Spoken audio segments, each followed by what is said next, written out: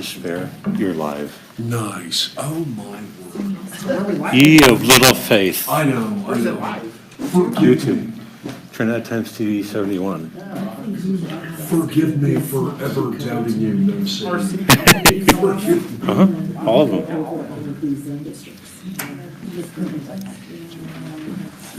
Published. See you.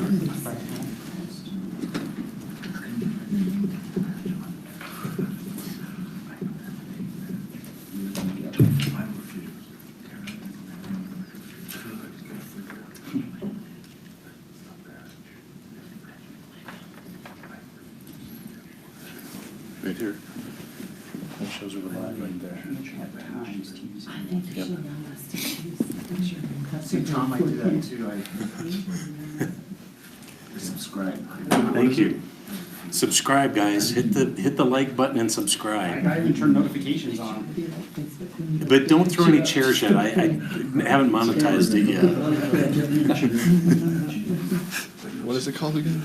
Trinidad Times TV 71. Times TV. It's John or what's that? William.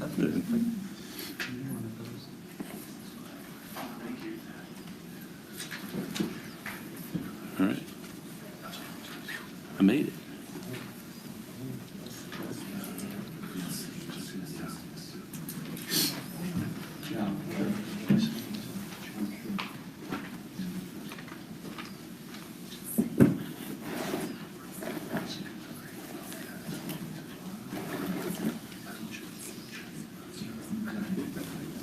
I'll take note of that.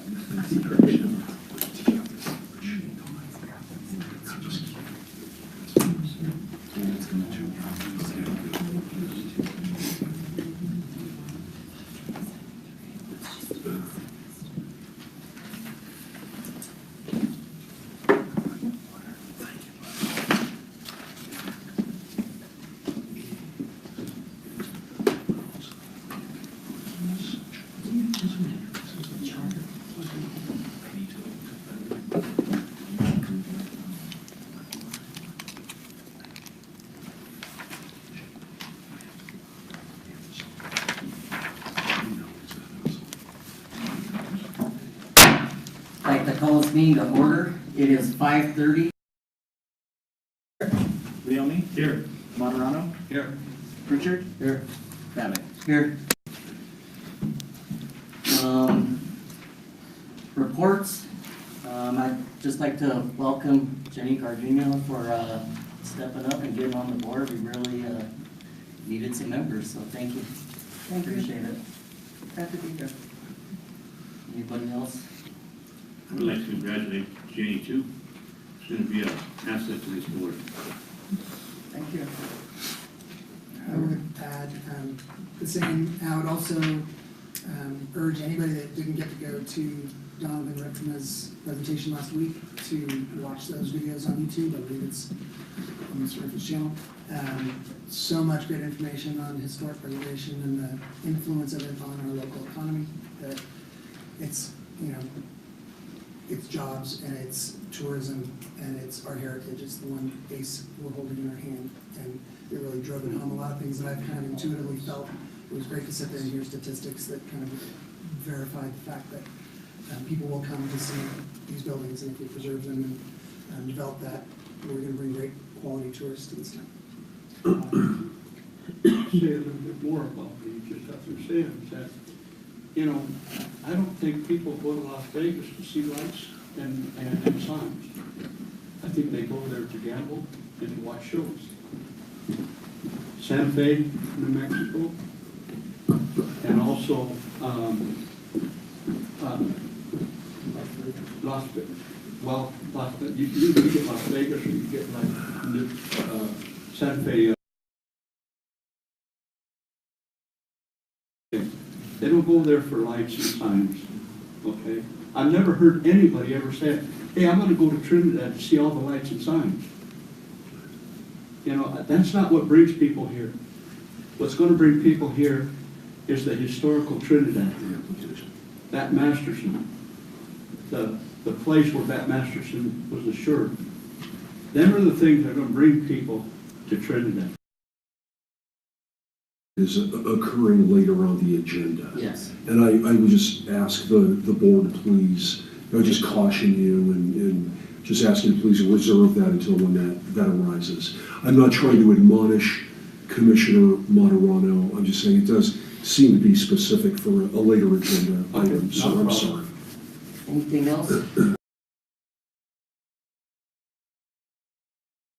Do they do public comment?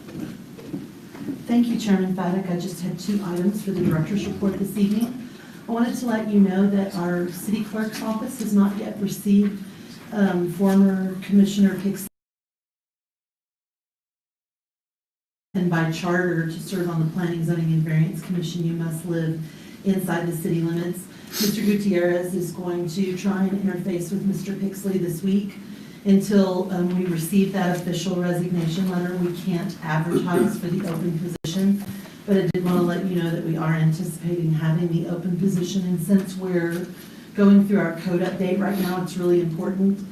We're hoping that we can seat someone by the May 1 meeting. So if you know of anyone who is interested in serving on the commission, please go ahead and have them put their letters into Ms. Garrett now, so that when we are able to move, if council was able to have that in line by their May 1st meeting, then we would have our new commissioner at our May meeting. So that would be our goal. The second thing I wanted to bring forward for your consideration is, because we've been doing the code update, it's taken a lot of our time within the commission, but staff feels like we have our hands around that now. Ms. McCool is cranking out sections of the code fairly regularly. I had an opportunity since our last meeting to meet with Chairman Faddock and Vice Chair Leone, and we've talked through the conditional use permits that we have open for marijuana, retail marijuana stores and medical marijuana centers. You may or may not understand or realize that City Council has put a moratorium on those 2 particular types of permits and licenses. So only 20 are allowed to exist. However, at the time that council put the moratorium, anyone who'd already submitted their application is allowed to go through the process. We have 2 final applicants that are still going through that process right now that we expect for you to see in the next couple of months. But we would like to start addressing those that have never come in. So we've laid out a schedule in June to start reviewing those. In June, we will review any permit that was granted in June of 14, 15, 16, or 17. In July, we will review any permit that was granted in 14, 15, 16, or 17, and etc. So that over the permit, it is required that the commission, at this time it's required by code that the commission review every conditional use permit. And the code's exact wording is to see that that permit has been established. So in meeting with the chair and vice chair, we won't just be reviewing the stores and the centers. We'll also be reviewing product manufacturing and cultivation, but there are also 7 CUPs that are non-marijuana, such as the Grateful. I just lost in the middle. We have a daycare. We have an auto repair shop. We went over those today. So at any rate, I just wanted to get any comments back from you. Is this procedure amenable to you as a commission, that we start bringing these forward in June? Based on how many we have to bring forward, we may have to have a second meeting of the month. Right now, we're not going to have a second meeting. I believe, can staff pull up a calendar? I don't have one available to me right now. I believe the second Tuesday of May is May 8th. Yes. Okay, if we need to have a second meeting in May, based on the number of applications, what is the 4th Wednesday in May?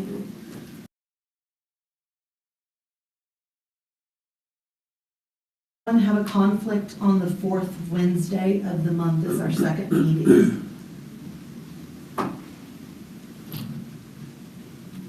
It would be May 23rd if we need to have it. Reviewing CUPs, we may have to have it. Just looking at June, there are 8 CUP reviews alone for June. How many can we have in one one setting. We're not gonna set the amount, Commissioner Leone. What we're gonna do instead is we're gonna review everything that's due that month. I see. And so some months it may be one, and some months it may be, for example, if you have an applicant that has 5 different CUPs and they received them at 5 different times, for this first year, we're gonna review them in the month that they received them.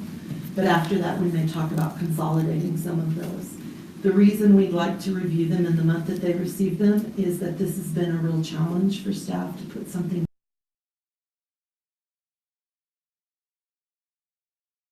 The staff report for these reviews is going to require a great deal of capacity. Mr. Gutierrez is going to be stepping up to support Ms. Clark in preparing these items for you.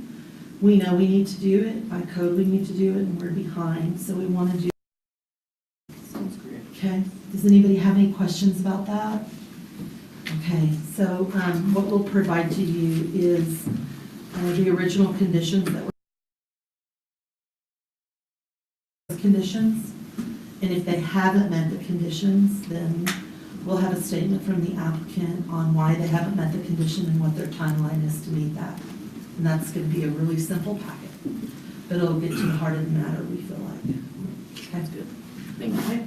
Thank you, that's all I have for my report. Do you have any questions for me? Nope. Okay. I have one comment that I got to go to the placemaking conference.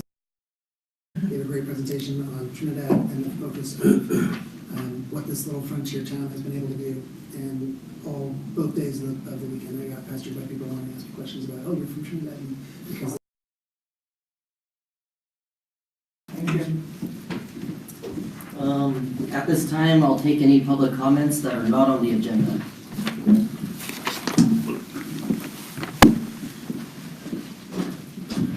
Good afternoon, board members. And we're working to improve what we're doing here. And I can have the best picture in the world, but if we can't hear you, there's nothing we can do. And a lot of times when you guys get asked is that you be very cognizant of the microphone. We've made some improvements to the speakers here. It's just adjustments on dials and stuff like that, but I can't control it if you push this away. And it's all about transparency and people hearing what you have to say. So just please be cognizant of that. And We have to be any closer to the mic than this? not necessarily. You can get in and eat a mic, you know, is what you say. And seriously, I can't, if I'm back at the board adjusting, I can't do anything about that. People do that at funerals, you know, where you get so close, you can't do that. It may get to the point where I'm gonna sit back and adjust for every person in every meeting, because everybody's a little bit different. Because of the and so we've had a couple of people say, hey, you need to do better. So we brought a couple of people in the last couple of weeks to help us. And there's still a couple minor steps that we can do, but again, if people in Trinidad want to know what's going on, would have access to this, instead of hearsay or whatever, they can go watch it. So all I ask is, guys, that please speak in the microphone. Don't push away. Thank you.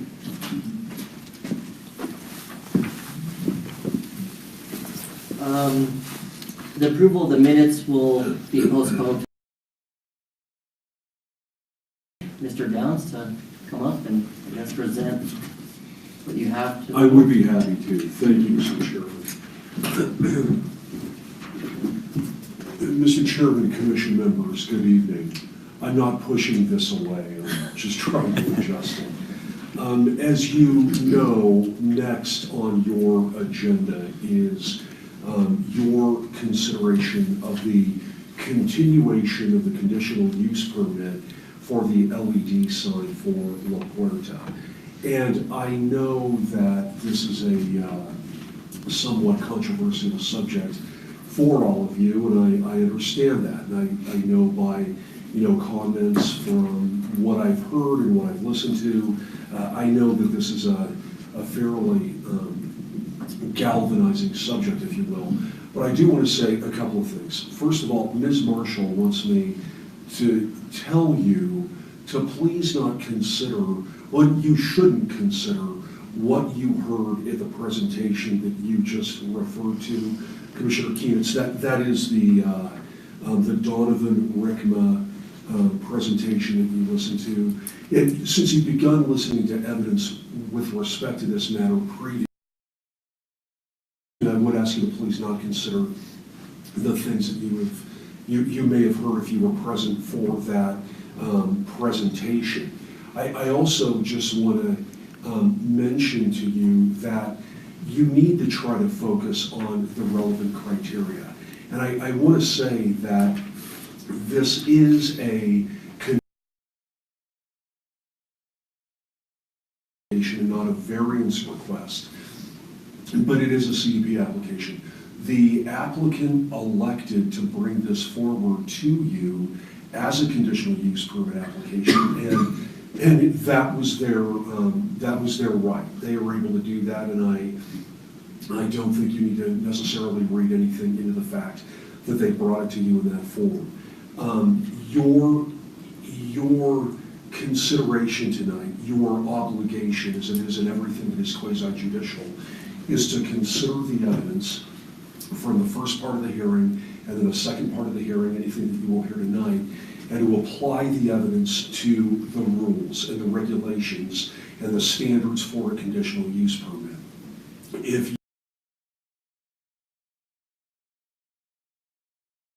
However, as you all know very well, the tie goes to the runner. That is, it is your obligation essentially to approve a conditional use permit unless and until you feel that there is a valid legal. With that having been said, I know I've kind of been speaking in generalities, but I want to ask any of you if you have any questions of me, or if there's anything you'd like to discuss before you reopen the public hearing. You guys have any questions? District. So any evidence we heard about historic preservation shouldn't really impact our decision, right? That's correct. Okay. That's absolutely correct. It is not HB zoning, and I know, I should have mentioned, of course, the fact that you do have a prior precedent regarding an LED sign. Now, I want to say that while it stands on its own merits, it has its own, good points and it has its own bad points. With respect to this, the standard, of course, is different for a variance than it is for a conditional use permit. However, you do have the precedent regarding LED signs. I mentioned that in response to the whole notion of historic preservation, because I know that was kind of signs. But you're absolutely correct, Commissioner Keenitz. It is not in the historic preservation zone. And for clarification, the variance, so any implication that we did create a precedent actually is not accurate. Even though it's also not a variance application. And I cite it, lawyers are always slaves to precedent, and that's a very good point. I just would say things are a little different if this is the first time you've ever had something like this come before you. You all get that, but that's the only reason I mentioned that. Point well taken. And Ms. Marshall is raising. I believe Councilor Downs also wanted to instruct the commission that the work session we held 2 weeks ago on Tuesday, where we asked the public to come forward and make comment on signs. Can you please clarify, Mr. Downs, if that? I mean, you guys, this is quasi-judicial. You're not supposed to be subjected to outside influences when you're either going to be sitting in a quasi. So that is an evidence, and you were not to consider that. And again, I know it's impossible for you to be subjected to it. You should not in any way let that influence your decision-making process. And I would say also, I know Commissioner Garduno, as has been pointed out, is new to the board and did not hear the prior evidence. As such, you probably should abstain from voting, ma'am, and you probably know that. Thank you, I'm planning on. Sure. Sounds correct. Sounds familiar. Yeah. The first one? Is that right? Is that one on you? Yes. Yeah. Okay. abstain as well? I would say that you do. You do, because now, what you can do is, but I would say yes, because you were here for the first part of that. And I know that brings us down to 4 voting members. But anyway, it's 4 voting members that would be on the board for consideration. So you may want to defer to the applicant, that is, if they want to, and they probably don't, but they could begin Commissioner Pixley, and I know another one of you may be getting overseen. But yes, since you weren't here. Okay. Let's get work. It was Commissioner Keenitz, not Commissioner Pixley. Sorry. Oh, it's good. Good, I'm We're not glad. kicking you. Right, yeah, I'm glad, I'm glad. It's any other questions? No, thank you. You bet, thank you.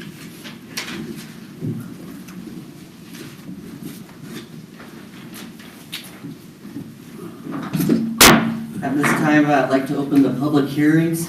La Puerta LLC 2018 hearing on application for a conditional use permit to allow for placement of 2 LED signs at 430. Comments from the staff. Sure, thank you, Chairman Fabic. As staff, I'm the Development Services Director. Chair Marshall and I will be delivering the staff. This is for the use of a sign located in the tower of the Sanders Building. The sign will have 2 sides. One will face west, one will face south. The applicant is proposing that this sign 7 acres. The inclusion of the 15.37 acres would mean that any commercial business located within that 15.37 acres would be included as part of the premise, and therefore might utilize the digital aspect of the acres that the applicant owns. For example, Toyota, which would be outside the 15.37 acres, could utilize this sign. That would be off-premise signage, and off-premise signage is not allowed. So it would be only those things located in the. It might include the Purple Toad restaurant. It might include a Starbucks. It might include any other retail or restaurant location that the applicant brings into that 15.37 acres. Based on the staff conditions that would be placed, the sign might also include public service announcements such as Amber Alerts or the weather. It might also include announcements of events that are happening in town, particularly in the downtown proximate to the development, such as Trinidadeo or Articade. Those are the uses for which the sign would be used. The property is zoned community commercial. The surrounding land uses are primarily commercial in nature. It sits on the I-25 highway corridor. The comprehensive plan has laid out a desire to see redevelopment happen in these areas, that they are key economic, community, and tourism hubs in the city of Trinidad. That was a quote from the of the 15.37 acres. All public noticing for the application was handled according to conditional use permit regulations, and it was. The staff is recommending several conditions be placed on the applicant. These are the impacts we believe these conditions would mitigate any impacts. The first is to safety, change more frequently than every 8 seconds. We give an example of why we believe 8 seconds is appropriate. It may not use scrolling, flashing, fading, blinking, or other similar transitions. It must simply be one sign and then be the next with no transition in that.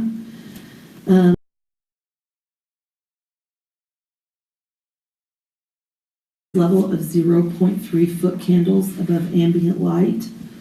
If the applicant so desires to have automatic dimming software, then as the day brightens and as the day dims, the sign may brighten and dim, but never be more than 0.3 to a business, a product, a service, an entertainment, that is conducted, sold, or offered on the premise. That's on that 15.37 acres. That additional things that can be located are community events and emergency alerts. This is the application that's been put forward for consideration. It's a conditional use permit. Basic considerations for a conditional use permit. These are the considerations which the commission must make in terms of approving or denying a conditional use permit. The reason that the commission has the authority to give conditional use permits is they give them in any instance in which the activity must be studied to make sure that it protects the general health, safety, welfare, and morals of the area where the use is being located. So they've brought forward an application for a sign under the premise that staff recommended bringing forward a conditional use permit so that the commission could study whether or not the sign affected the general health, safety, welfare, or morals of the area where it's being located. To deny a conditional use permit or to approve it, the commission must find that such use does not create any danger to safety in the surrounding areas, that it does not cause water pollution or does not create offensive noise, vibration, smoke, dust, odors, heat, glare, cause snow storage problems, or any other objectionable influences beyond the boundaries of the property. Permit, you need to base it in the code.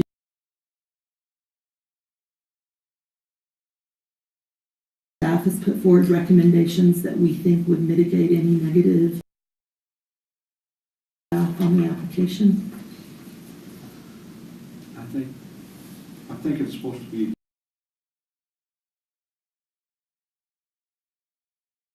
He's indicating north and west. Okay, that was a thank you, Commissioner.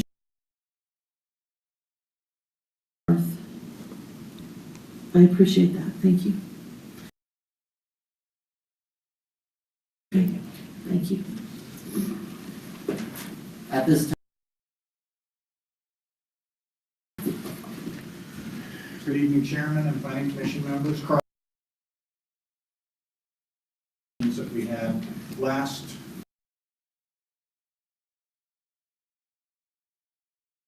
a variance, and quite simple, that was staff's direction. We initially reapply under a conditional use permit.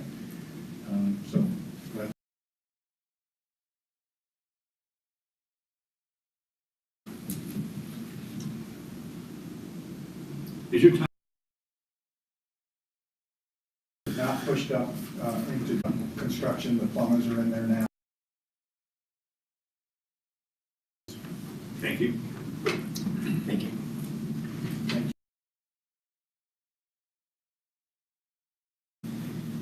Is there anyone here to speak?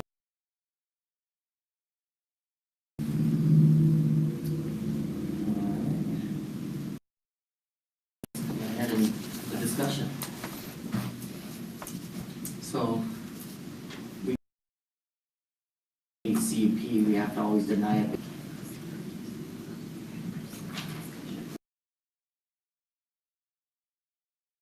Asked, and he answered it. His timeline was a little different. In my opinion, you got no sign.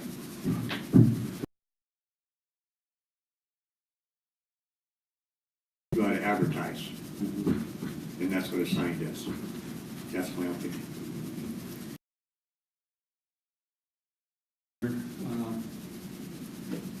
They've made the proper application. Last meeting was just the fact that the sign was only going to be used for that specific property. That was, Since he's recusing himself and abstaining, you should. Application 70-30. I have his fiduciary problems, whatever they might be, have nothing to do with our decisions. I sympathize. We're saying that they applied for a sign that doesn't conform with their code. Put up a sign and start advertising. They could have started advertising 3 months ago if they put up a sign that conformed. There wouldn't be rejected the idea that it's something our fault that they came forward with the sign, and that we're somehow inhibiting their ability to conduct business because we may or may not put up a regular sign tomorrow morning and be advertising their business just fine. I think we need to eliminate that from our brain, that it's our.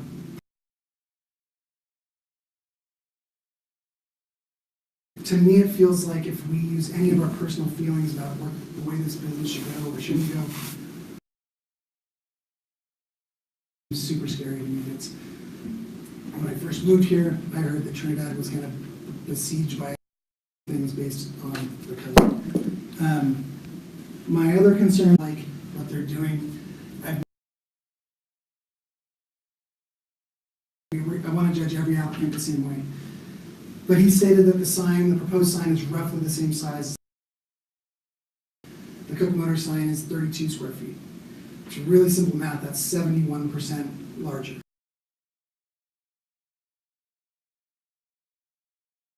His sign proposed starts at 18 and goes, so for me, that's roughly the same size as me, and my head stops about a foot below where his starts. So I think that analogy is pretty fair.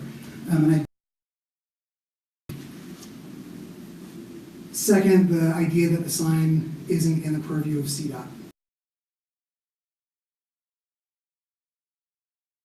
I had a really good conversation with the director of CDOT in Pueblo to get clarification on that, because I wanted to know what the rule is. And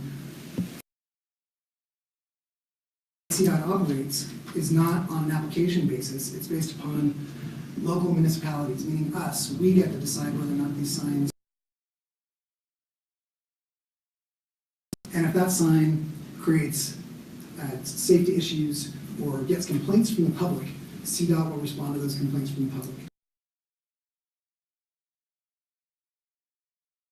The applicant has to deal, and the city has to deal with the Federal Highway Association. So now you get the federal government involved. States that the stated purpose of the sign is to be visible from the highway to bring people in, to generate tourists coming off the road.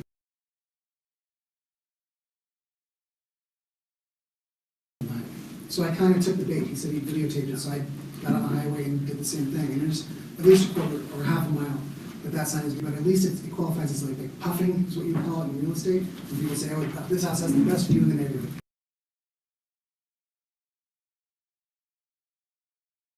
I think that the kids playing the stereo over there every Friday night's loud.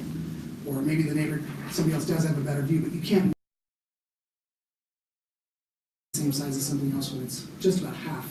71% bigger, I thought was at least disingenuous.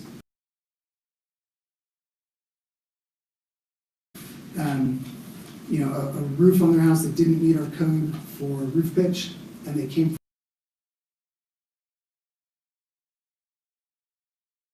I think that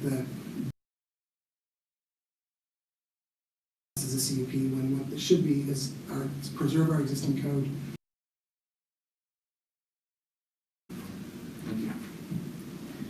Do we want to elaborate any more on that? I don't have any more comments on it. Hearing the city attorney, I mean, it seems to me like we know dust, odors, heat, glare, and those kind of issues. I think he has to go in a different.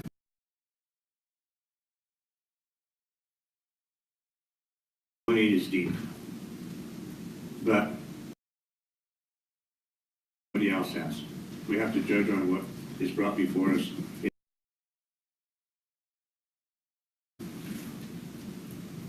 Well, if I read the room correctly,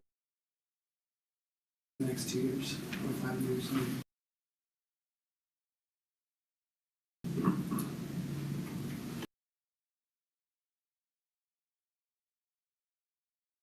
Other than this application? Commissioner Monterey, sign application might come in next week.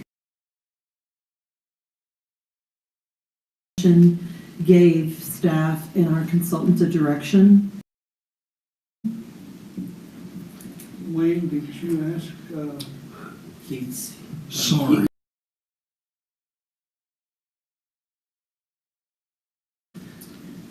think the long and short of it is hearing and this hearing. Okay. So a moratorium isn't part of the consideration. To exaggerate or it was gonna be problematic if they describe it exactly. Their parents are gonna be there, I swear, and we'll be in bed by 11, like,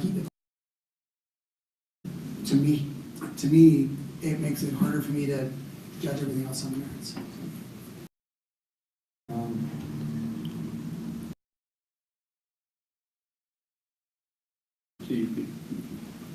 Can I add to that, Steph? Yes. The 4 staff recommendations? To amend his motion to include the staff recommendations.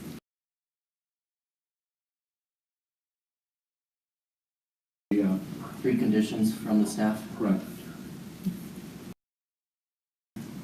Roll call.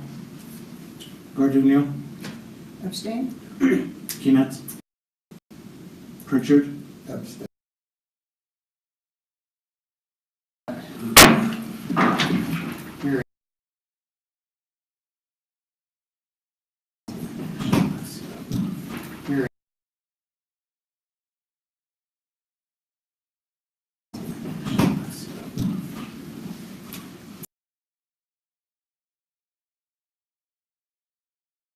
RMCF and RMR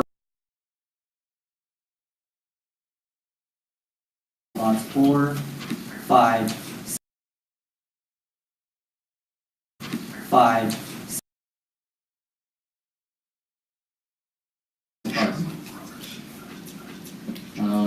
And comments from the staff. And comments from the staff. Thank you, Chairman. My name is Georgie Clark. I'm the planning administrator for the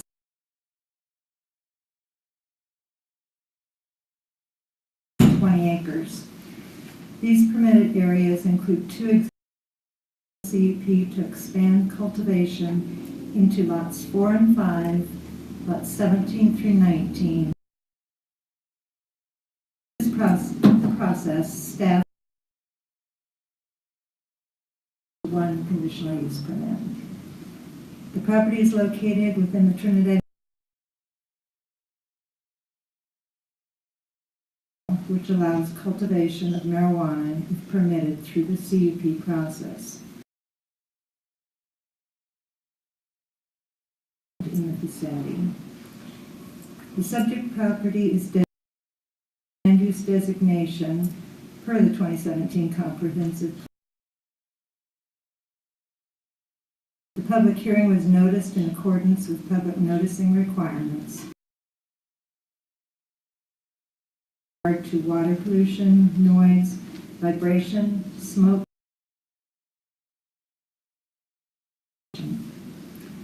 Additionally, staff recommends include.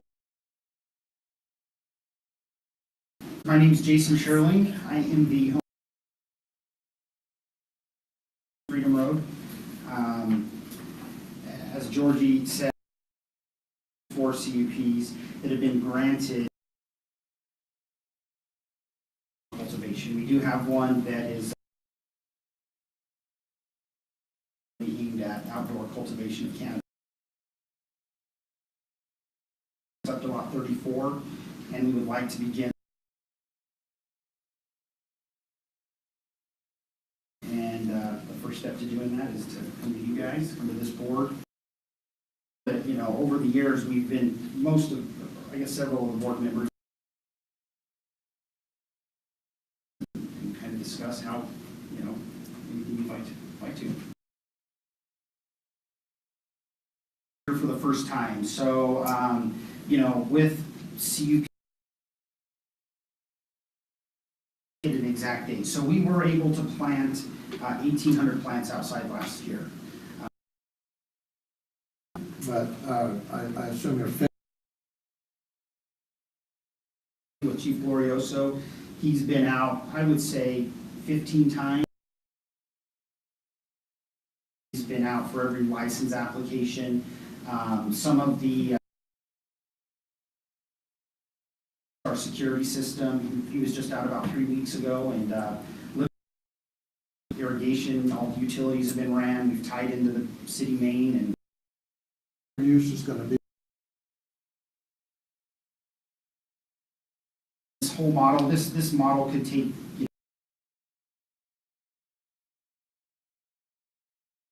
officially tries to kind of slow down the industry so that you have to prove that you're able to sell that cannabis. They don't want you to increase plant count. You have to go through a fairly arduous process. In April or May, I guess next month, we will be applying. As it stands, we're at 5,600 this year, 200 plants, and we may be able to squeeze another one in between now and next year. And we water 3 days a week. So in a field or in a licensed area of 1,800, and we water for a couple hours, 3 or 4 times a week.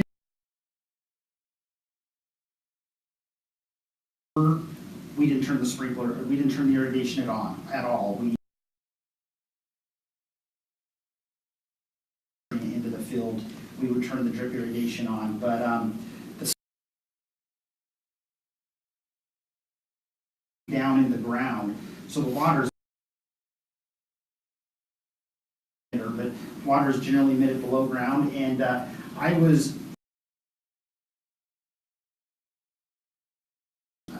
can't remember the water manager's name. He was hundreds of thousands of gallons out of that line. It's a dead line for a while, so they flush it, and we were unable. When your total build out will be 7,500? 5,600 plants.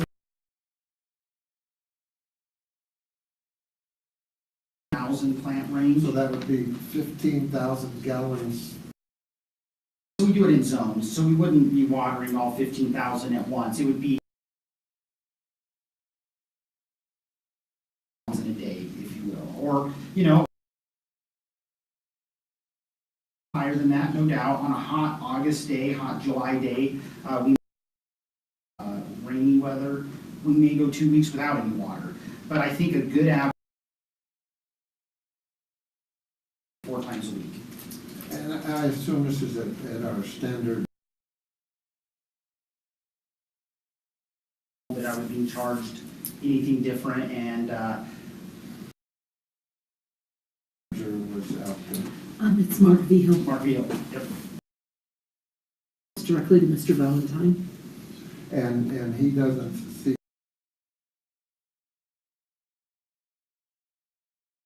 We have so the main in Freedom Road circle, which had an 8-inch main stubbed in. So It's the. He has never expressed anything to me, and No, we're it's pretty bad. Mr. Valentine,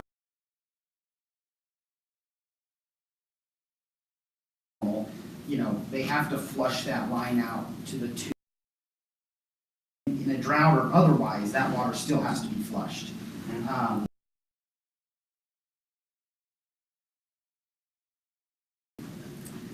I liken our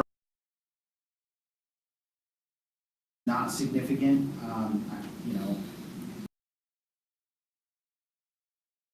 $800. So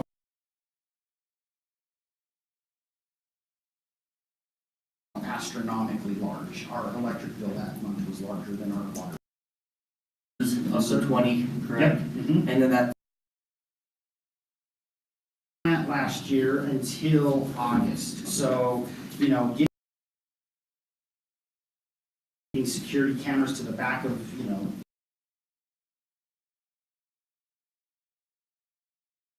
licensing challenges, just until August, and I think we had them up in the building in pots. We did plant about 3 acres, and we'll go to 8 this year.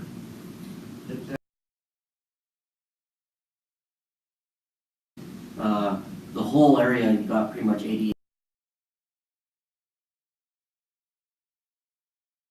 Doing close to 10 of those 80 acres. Correct. 10 of weighted lot 51 and 23, and this year we'll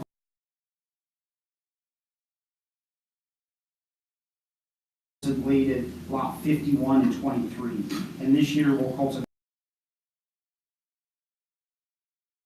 the diagram.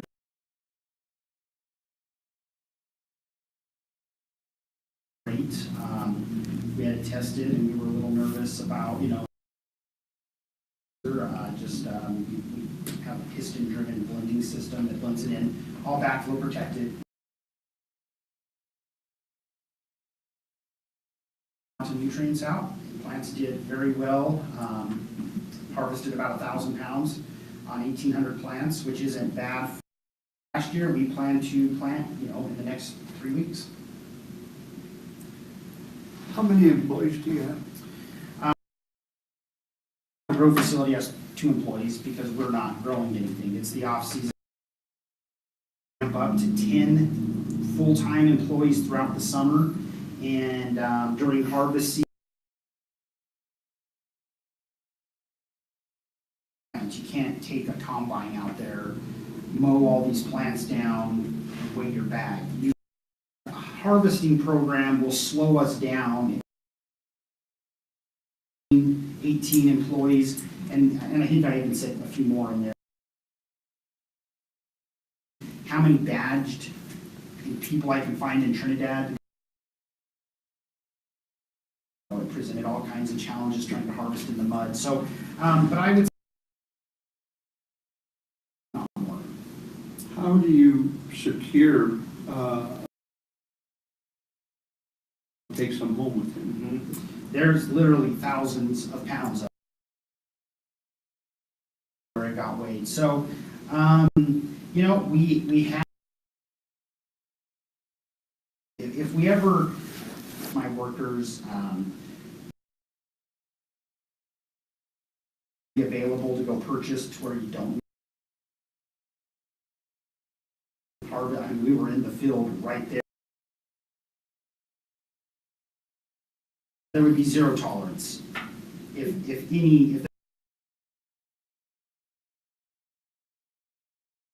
potentially.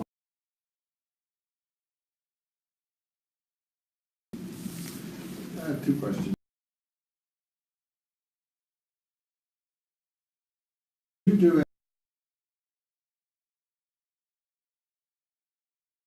you do any planting at all? We did plant. We bought seeds, and we were going to year plant. Then this the lavender that we used until August, so it was late in the season when we tried to plant the lavender. Underlined it in there. We want to move to something.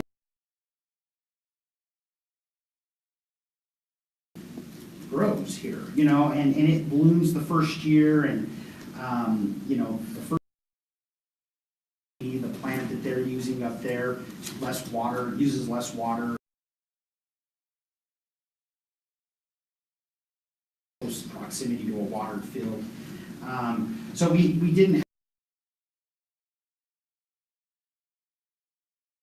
I don't think we had an resin. They're not, when you grow a plant, there's no rain, there's no birds, there's no bugs. It's just this dirt and dust, right? I mean, the wind blows across there, and they get shaken in the wind, like there is in greenhouse or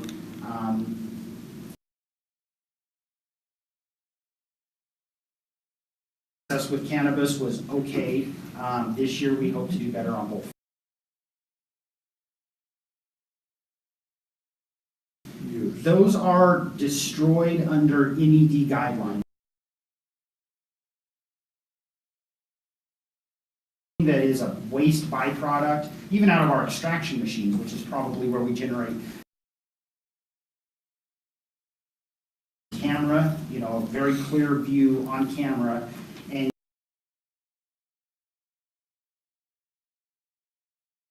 dirt in with it, and then pouring bleach or, any kind of render it unusable.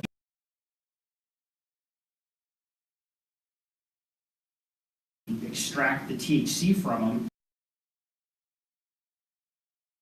bleach and mix them with dirt, but you look at them and they still look like, something we said. I mean, there's just we've taken that molecule away from it. So, dumpster and off it goes. Yeah, that's I would say more. We've been in this industry for 7 years now. So available in Colorado, you can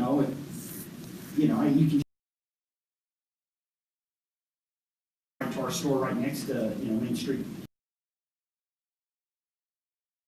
I haven't had an issue with that. The biggest threat of theft is employees. If I had to, kind of pick out even then, I don't, it doesn't really. Big Grows Outdoor in Pueblo. I built one for a hole under the fence. They had him on camera, and he sat there.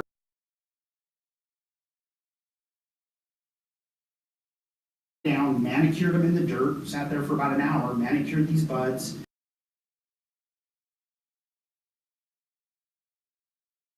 Happened, the motion detector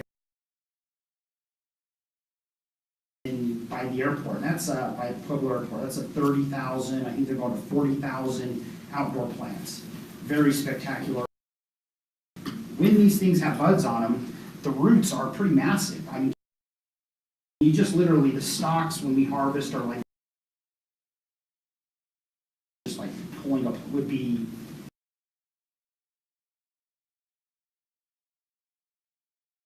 strip plant, but it,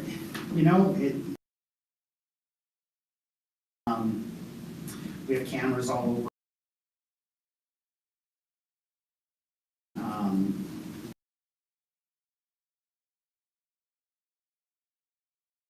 We do everything we can. Risk, but we do as best we can.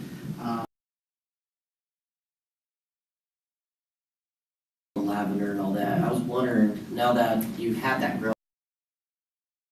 Look at the Twin Enviro, who is our most direct greenhouse across the street. All blowing.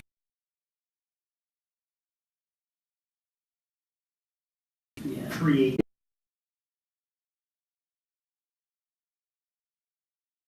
If you wanted to make a motion to include the other 9 conditions, recommendations eliminating the requirement. Well, with the December, and I'll give you my honest,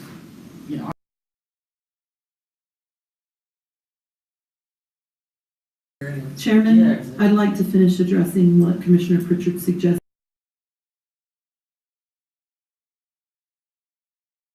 I just want to make that clear. But can you put, you can Evaluate it and then revisit it at a later date.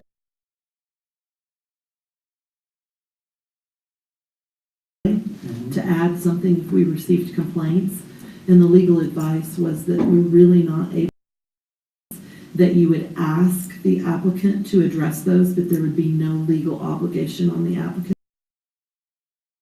Clear that you understand. So I'm not suggesting you don't. If you don't, you ask the applicant to that triggers a CUP review. I thought they were 1 year. Annual review to see if it's been established. So because yours is over multiple, the economic hardship on the applicant to say, okay, we're going to approve it.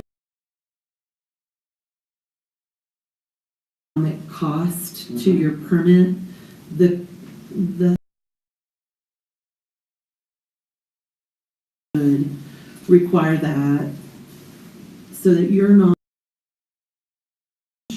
to your Overly business. expensive, you know, I mean, buying sage seedlings are not.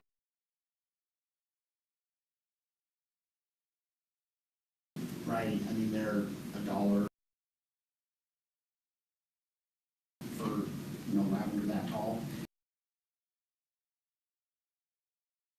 Something like that, that was exceptionally cheap. It was necessary. Conditional use permits are very difficult for the planning zoning to apply those.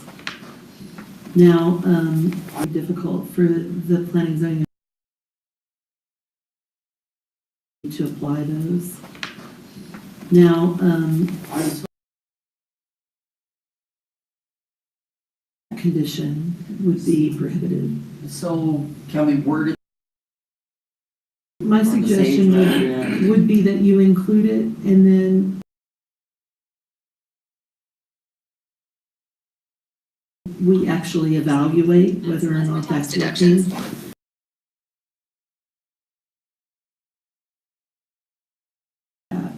It's going to be much more difficult legally to add in.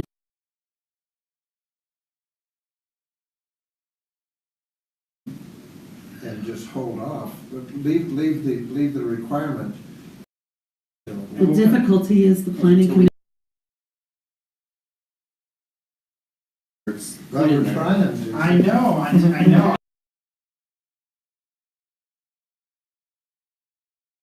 Relatively benign thing to do, it's just, and it's,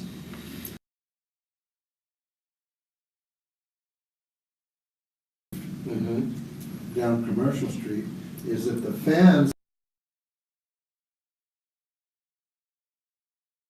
coming out with an odor. Exactly, the indoor grills are the problem. and it's only blooming for, no matter when you plant it, the decreasing amount of sunlight, you know, you're down like about a 10 to 12 week cycle till the plant dies. October. The other 10 months of the year, you can't make, there's no bud, it's just green, it smells like vegetative cannabis plant is. So you've got produced by this plant. And again, it's my contention to this that they didn't smell anything. They would, I think they would all say they can at all. And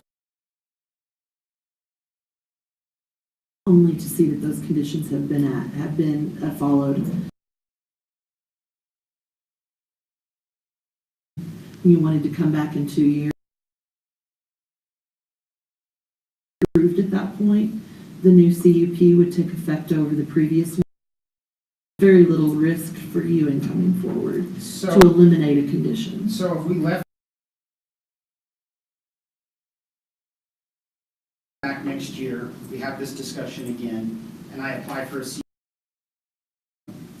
That's how I feel about it. Let's see what happens. Condition was not met. Okay. Just one.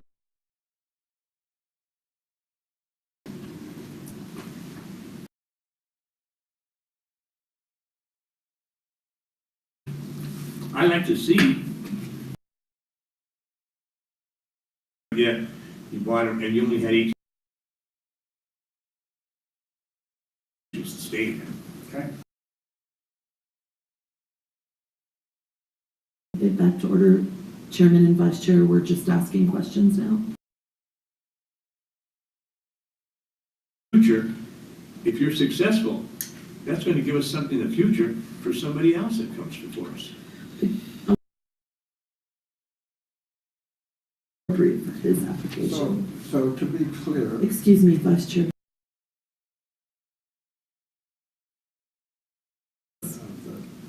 he can come back in a year's time, apply for new CU, and if it, You can bring forward an application at any time. Mr. Shearling, a conditional use, forward an application at any time. Mr. Shearling, a conditional use permit as it's presented.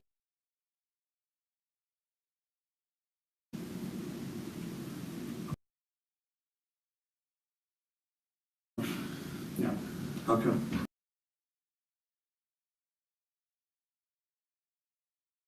Mr. Weed all agreed that the backflow that we used was Was that what we required, is double backflow?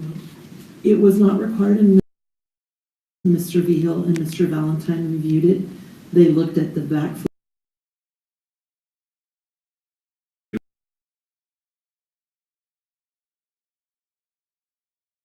to ensure that it doesn't, we don't leave it out. 8-inch main into the property. I have 8-inch meter and water work of that magnitude. And then we reduced down to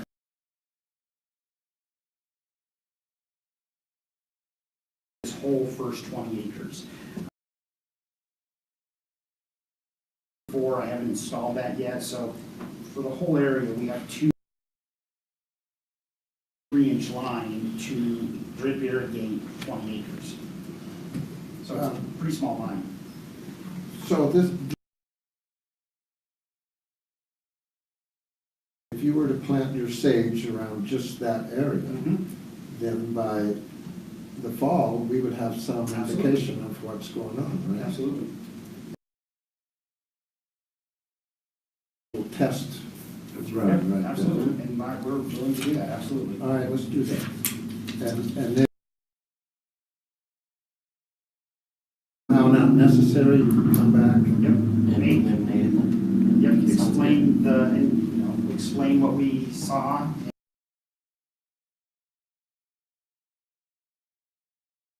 In town, so. Well. They're out there.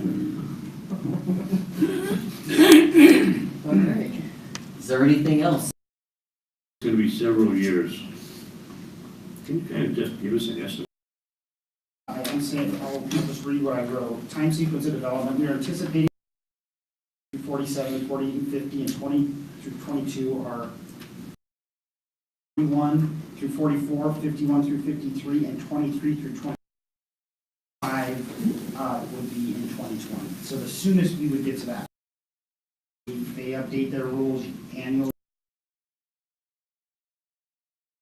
I generally think they try to slow the industry down. Prices of cannabis abundance, if you ask a shop owner, so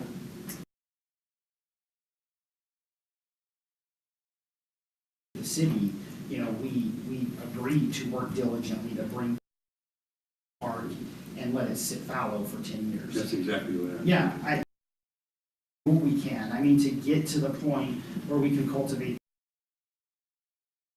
but we are bound by MED laws.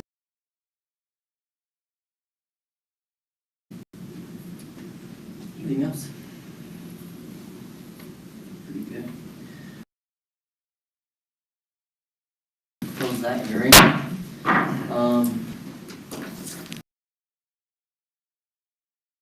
Keep that conditional use for him to plant the lavender. The other thing that struck me was that adding a condition to spell out what happens when there's a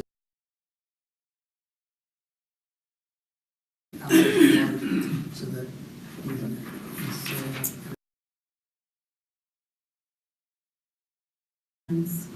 Of water austerity.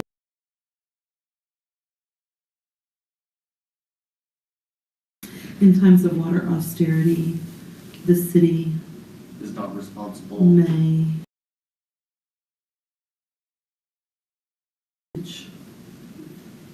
And is that just gonna be K then? On water, it will for the CUP. I believe Ms. Clark. Austerity, the city may implement restrictions on water usage for the CUP. Tara, is there any way that we can have like We can place a condition. The limitations when he applicant comes back to us? will please? file. Okay, condition K, the applicant.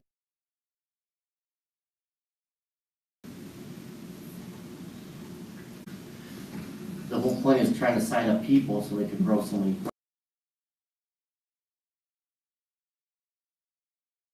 On if the conditions have been met, Okay. and then any conditions timeline for when they would be met. Perfect. Okay. All right.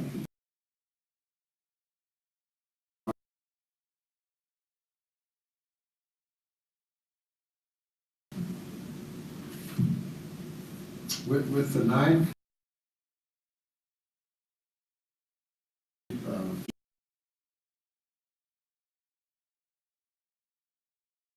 given to the Development Services Director.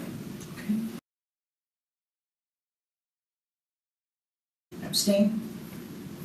Peanuts? Yes. Very much. And like I said, you guys.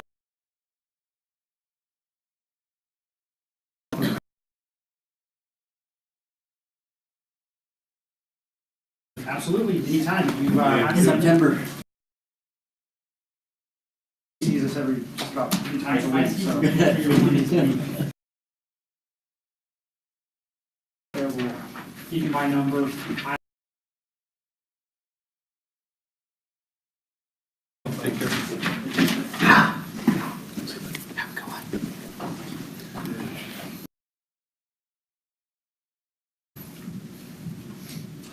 So commission, before we move to the next item, staff will arrange an official tour and do different facilities at different times of year it might be relevant.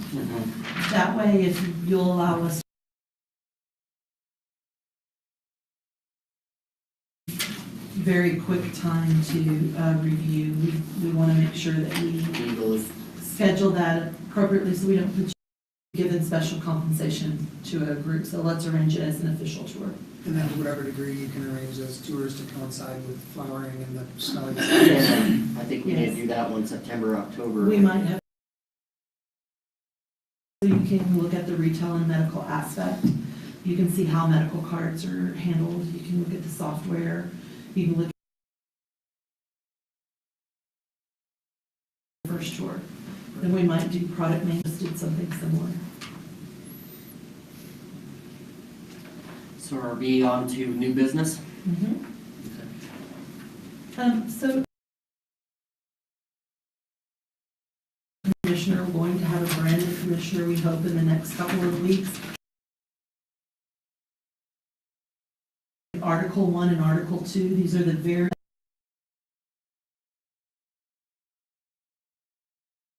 is the code chapter we're reviewing. Number 1, Article 1, general provisions. These lay out Okay, slow down. Sure. Wait just a minute. General Okay, which provisions. download? They just upload in different orders. Yeah, so it- Is what they did. Okay. I believe what this code's purpose goes. What we've done by all of the reasons that we have the code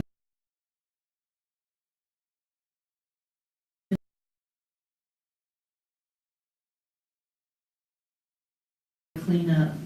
The intent of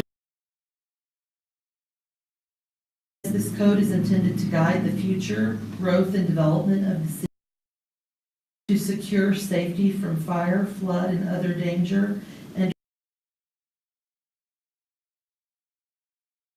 did you want to add anything to? Okay. That's a great comment. Any others? Go on, protect the character and the social economy in neighborhoods, part of our response. Protect the character district so that our zoning is written in such a, for example, if we were to have an application for a building that to, I believe it was mentioned at our sign workshop.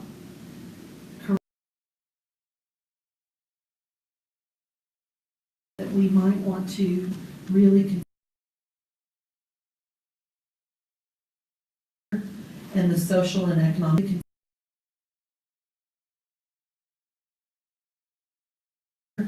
and the social and economic stability of all parts of the city. Encourage the orderly and beneficial development of the community through appropriate growth management could indicate annexation, how we annex, where we talked about this a great deal when we reviewed the subdivision code. But one of the things that staff brought forward is that when it comes to subdivision applications, we've been doing concurrent preliminary of this many pages, and I want approval, and I want to start developing, and what staff ask and what the development process down, not prohibit development, but slow it down to from a final lens. So instead of looking at allow us to give feedback back to the top of the hill, the Toyota subdivision that's located. The two main ones that come to my mind. We brought them forward and we did subdivision. They must come back and do preliminary and final. That's what I think we mean with adequate public facilities. And we've spent looking at the character of nine forward specific zonings for neighborhood.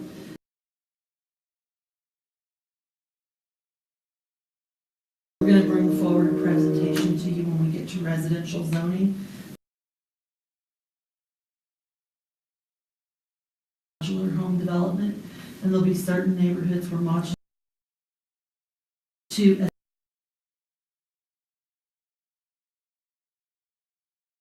neighborhood. One of the biggest ones is the district. If you go really up on the hill and you look down at that district,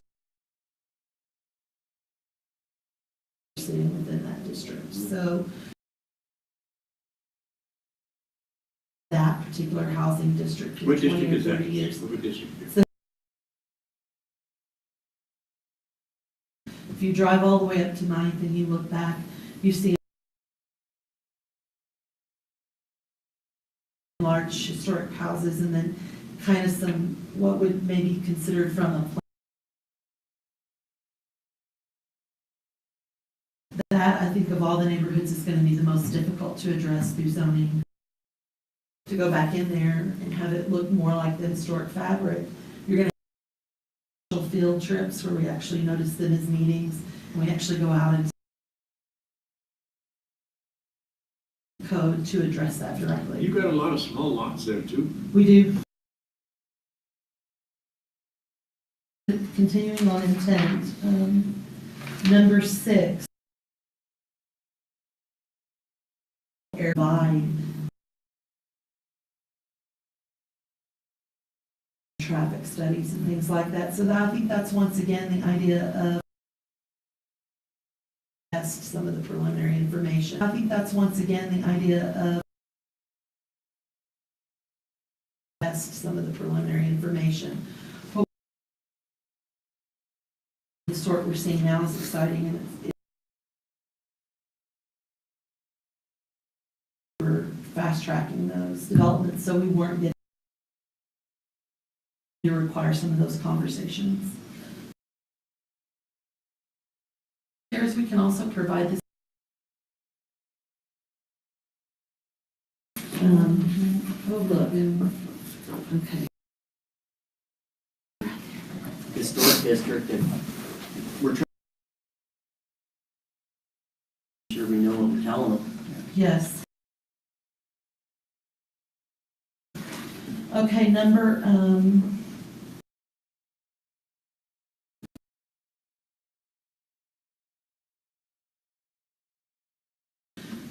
La Porta's main entrance, is across a fairly congestion of traffic is going to be a huge consideration there. Forward and at that parking lot, it'll be a huge consideration there. Forward and at that parking lot, there were cars all the way to the circle, seeing traffic flow. Having as a commission, but the intent of this code is to address these and makes recommendations to council. Number 9, regulate city limits that remains unsubdivided. Your land is subdivided, but railroads were not required. Street and Bridge, that was another sub. Municipal power plant sits and all that land behind it, it's not subdivided. But Cedar Street, where the mail store is, dealing with meets building, Chairman Fabix. Map, we will have a layer of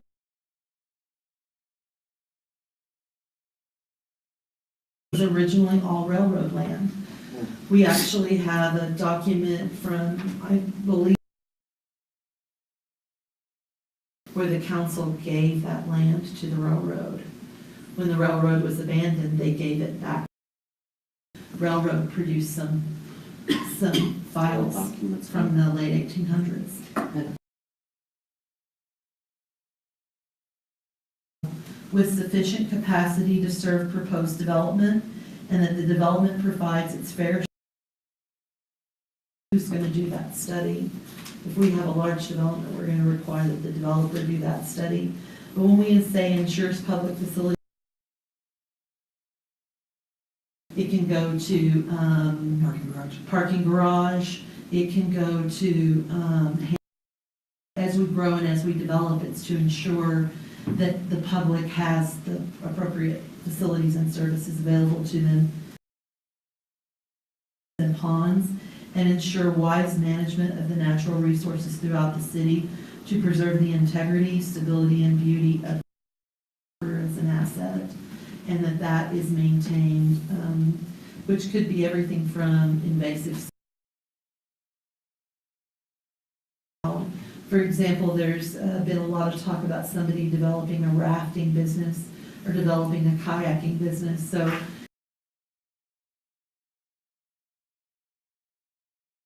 conditional use permits for those types of a rafting business or developing a kayaking business. So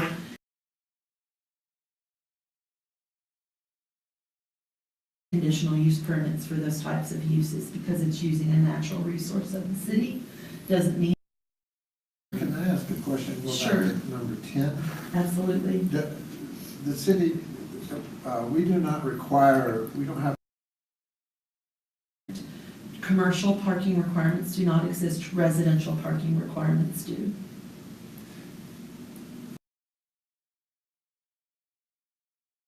commercial property has parking requirements.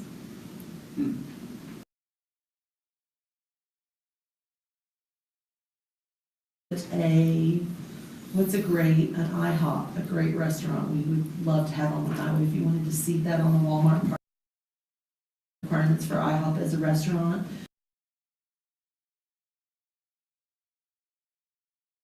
These 20 spots need IHOP's requirements, these 520 spots need. Okay, number 12, preserve the natural beauty and topography. Councilmember Lopez, those of you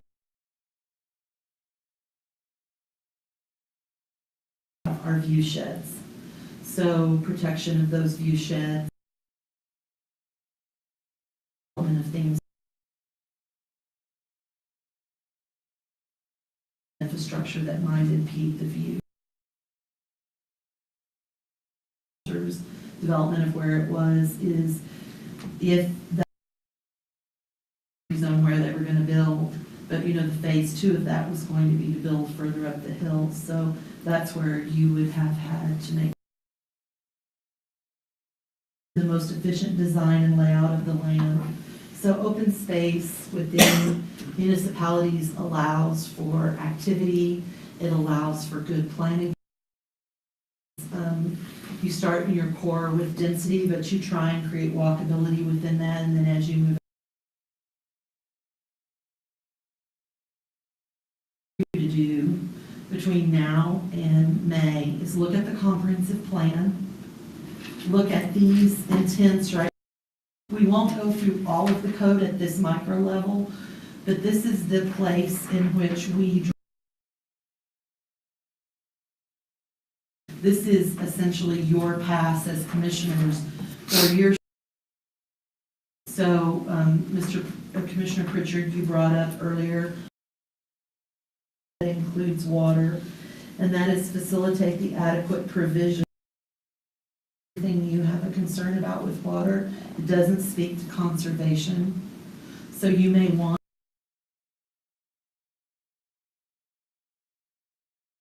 something that you may think is missing. So I'm just using that as an example. Talks about applicability and jurisdiction and the penalty, liability for damages, fees for the land use.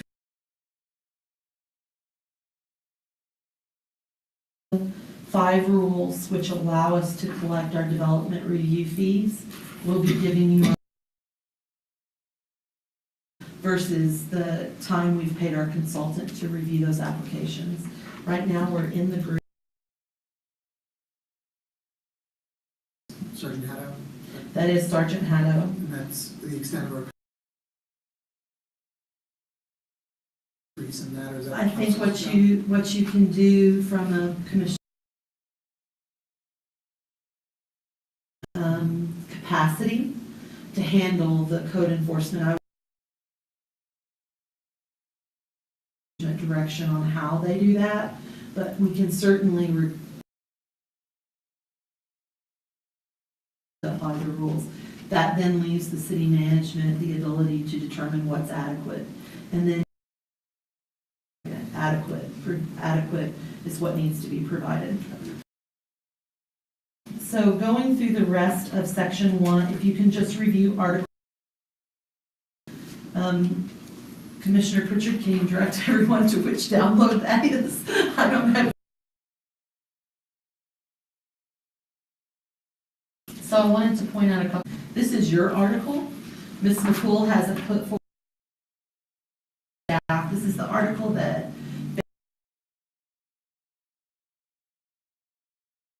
earlier looking. One of the things I wanted to point out is 1, it says that the commission shall consist of 7 members. I don't mind adding by a vote of the people. So when you say consist of 7 members, what now we only have 6. We only have 6 as of this last week. We kind of had a passing of a commission. Based on the charter, we have to have 5. You're gonna get more chairs. 5 seated commissioners by city council. So at any rate, state statute requirement for comprehensive plan amendment, please, is we are going to be amending the plan as we go. I'll use an example. It did not address historic preservation in any way. In 1975, you know that one, it establishes the historic preservation. And there was a question in the, whether or not the code that was adopted preservation. So that was the question that came forward. We're solving. The first way is that when we have a new, so let's say the development of agriculture, horse farms inside the city became, and we want to develop, then it's up to the commission to take that and adopt that tonight. But one of the reasons I don't want to go over Article 4 is because the plan more important in making decisions than our code, or is our code more important? The question was asked. It says, is your comprehensive code, if your comprehensive plan is seated in your commission, it's advisory, but it can lay out the provisions for how land should be developed, then your code is the law. So if something was a plan and gives it to city council, who adopts the plan by ordinance, which is not how it was done. Like Ms. McCool, to somewhere in this general provisions lay out, but our code to this, the way our comprehensive plan, where you would go. So you as commissioner,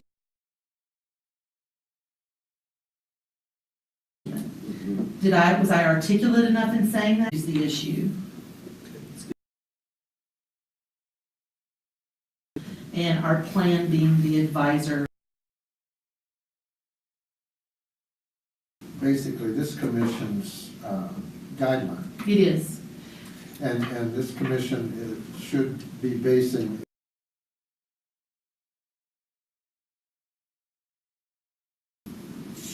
overriding what might be our personal.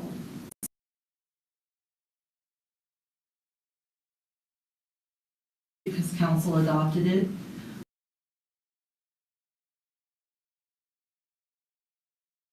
Decisions. What the comprehensive plan should do is advise. Should go forward. So they should, in a comprehensive plan should do is advise.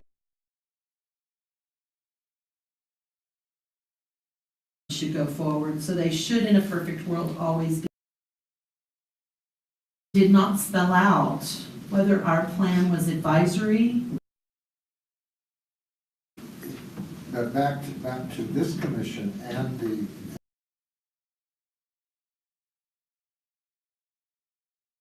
or is it the guidelines that we are To you, and you should adopt codes that are in line with it.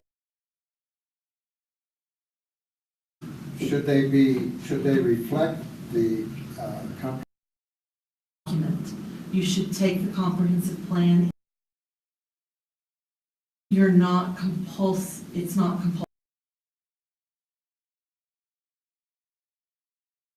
Houses on Colorado Avenue. And you encompassed it in the plan, and you should be writing an ordinance saying they must be the advisory document in the plan. So we're asking to be following it, but you should most importantly be developing property owner have to follow the code. Take a look at, which is requirement number 1, requirement for comprehensive plan amendment.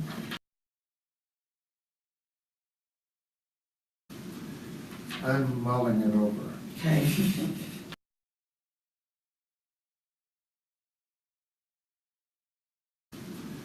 I'm mulling it over. Okay. From that seminar that In that overriding guideline that this commission necessarily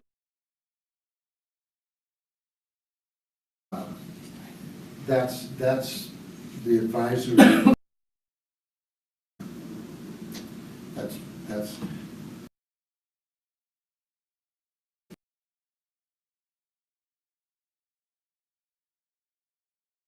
just, I'm not a lawyer, so it's kind of, I would like it clearer.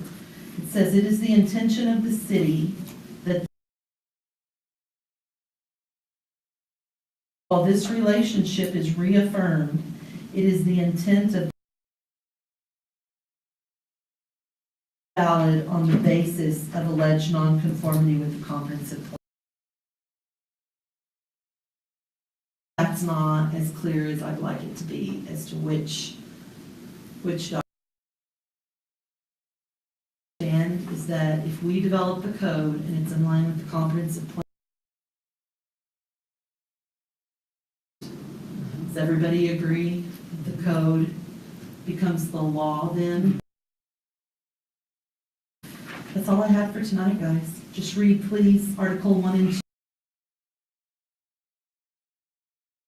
Issue with you reviewing it, but I want to look at it a little closer in the code, so I have some questions related to that.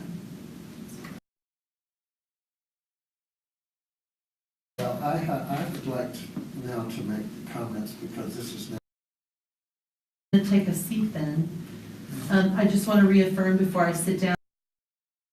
May, it will be Wednesday, May 23rd. Okay? This Historic Preservation Commission presentation by Don. And the main take relative to our previous discussion is that, right? And tied to town, you have to promote your strengths. You have to. Santa Fe Trail is the mafia, is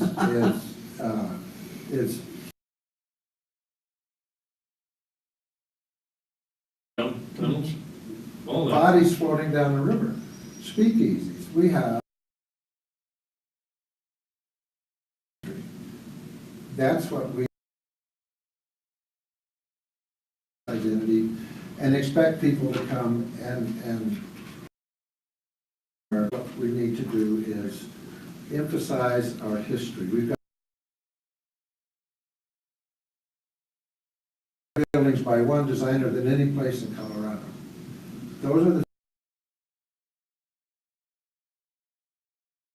comprehensive plan.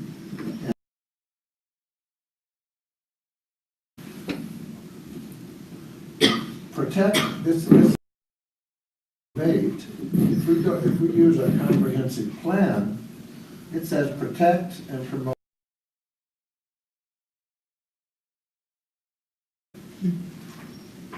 Protect and promote this development in downtown is compatible with the existing historic structure. So when anything comes before us that has to do personal feelings about flashing signs, but what are, exactly, and so that's what we have to.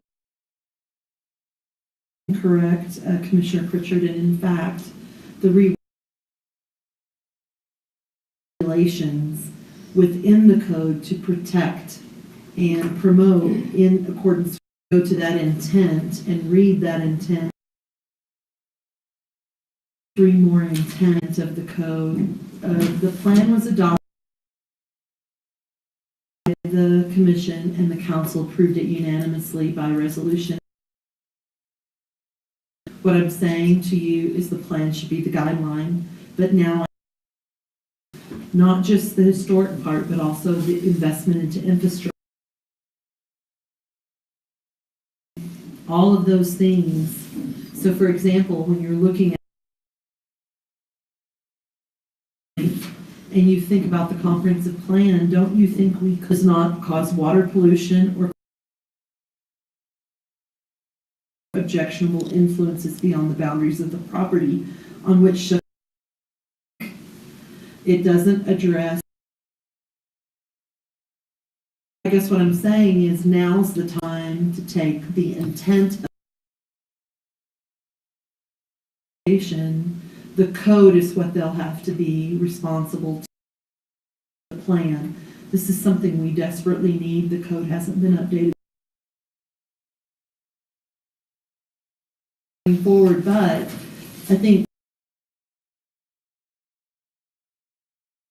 back as the community, because Carrie can give us this and you're building the community you want to live in 10, 15, about how that development happens. You want to live in 10, 15, about how that development happens. With more and more things as this town grows, as we get more outdoor grows, and we have one water source. I'm concerned that in approving something now,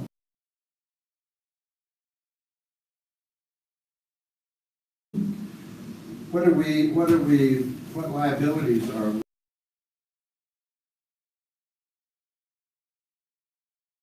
out to the prison and to Peanut Canyon, is that right? Mm-hmm. I think as a city, we could lead on that too, with code, with requirements for new building. There's on the median in Colorado, broken and just running water down the drain, or people standing outside with their hose with the nozzle that froze over the winter that's spraying water in the air while they wash their car.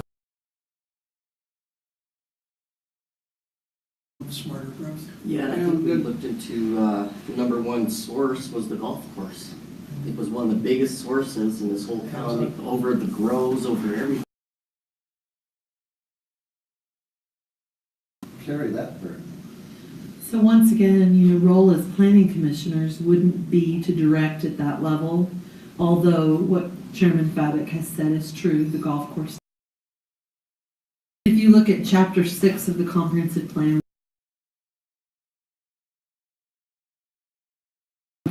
one of the action plans that goes out so many years. I know I'm not being very articulate. And how many more houses do we actually think we want to serve? Okay, once we 10 years out, this many resources to part of your planning, zoning, and variance commission. Start looking at the comprehensive plan and what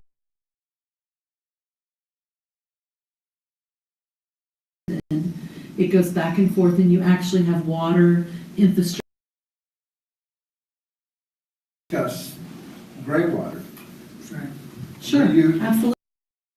Cycle of water or whatever. Absolutely. The code, we can look at certain things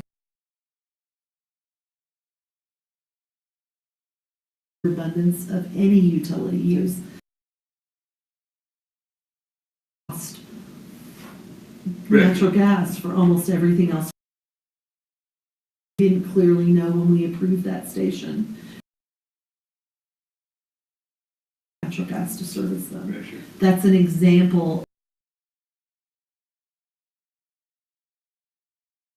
It did, the issue didn't.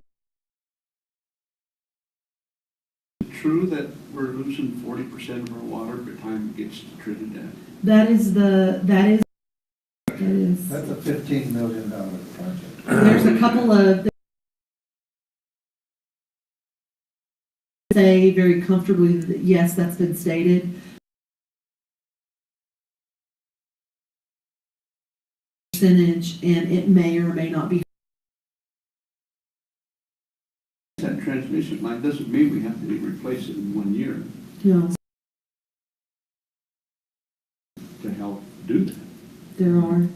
But once again, it's not our department look into the long range plans for all these different things.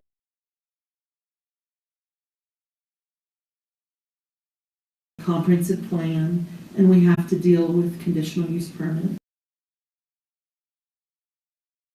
Been able to get our hands around that. So that's a huge undertaking. It's also going to require commission time, but I think those are our couldn't address, but we're really going to drive you on adopting the conditions right now. I think we ought to take advantage of that right now. Donovan Ripkimus, thank you so much. It was great to have in your commission. Hey, it's my bedtime. Yeah. Meeting adjourned. I gotta get up at 3.